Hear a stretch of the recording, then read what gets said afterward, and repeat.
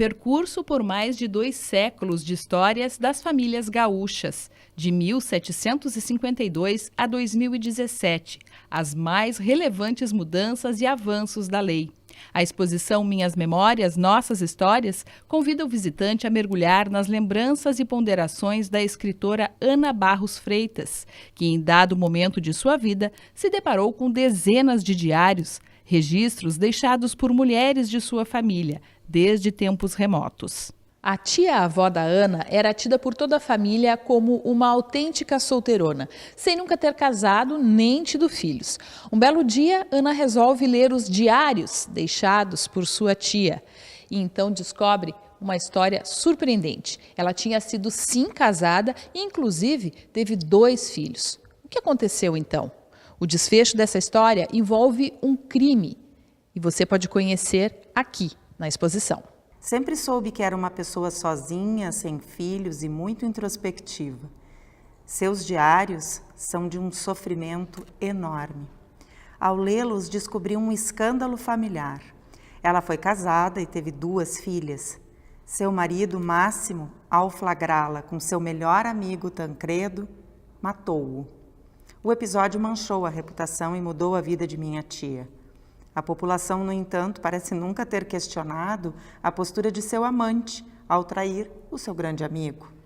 Ao ler as cartas, busquei pelo processo de julgamento de meu tio-avô. Assim, cheguei ao memorial do judiciário, mas o documento não traz o destino de Máximo. Documentos, objetos, fotografias, vídeos e áudios conduzem o espectador por histórias que são comentadas em primeira pessoa por Ana. De suas descobertas, faz uma reflexão sobre o que ela mesma vive com parentes e amigos próximos.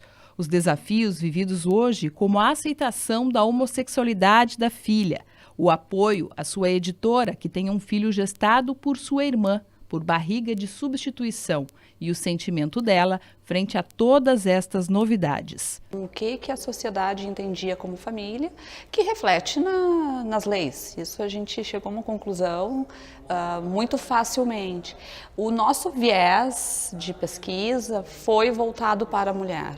Como foi uma pesquisa a partir de histórias dos diários das mulheres da família, da Ana, e a Ana chegando com um processo que envolvia uma violência doméstica e também a traição da mulher, o que era imperdoável na época, então nós trouxemos esse viés do olhar sobre a mulher. Então, toda a legislação, o que ela fala sobre a mulher? E a gente percebe que a mulher deveria ser um bem protegido, né, da família. É ela que vem trazer a santidade da família, o bem familiar vai ser preservado pela mulher. E ela ser uma mulher frágil, ser uma pessoa, né, colocar ela num papel de fragilidade, num local em que ela tem que ser protegida, dentro de casa, né, é um aspecto que a gente considerou importante de trazer, que vem embasando todo esse período, né, em que as leis protegem a mulher ao mesmo tempo e que cria tabus. A gente vê que quando a gente faz as visitas guiadas para grupos, quase que sempre, em cada visita, alguém levanta a mão e diz: na minha família tem a história tal, que aconteceu com a minha bisavó, com a minha tia, com a minha avó, com uma prima. As pessoas começam a lembrar das coisas. E elas também ficam satisfeitas por encontrar uma explicação do porquê que aquilo se deu dessa forma. Porque é isso que acontece um pouco quando a gente traz esse embasamento histórico, né, que vai trazer as questões socioculturais da época, que vai trazer como que as pessoas pensavam aquilo naquele momento, mas vai fazer essa correlação com as leis, vai fazer a correlação com as decisões que o judiciário tomou na época.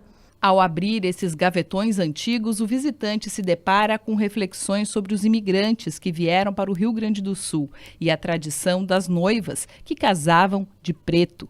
Jornais de época dão ao espectador a possibilidade de entender como eram tratadas as mulheres pela sociedade em tempos diferentes, no que diz respeito ao mercado de trabalho.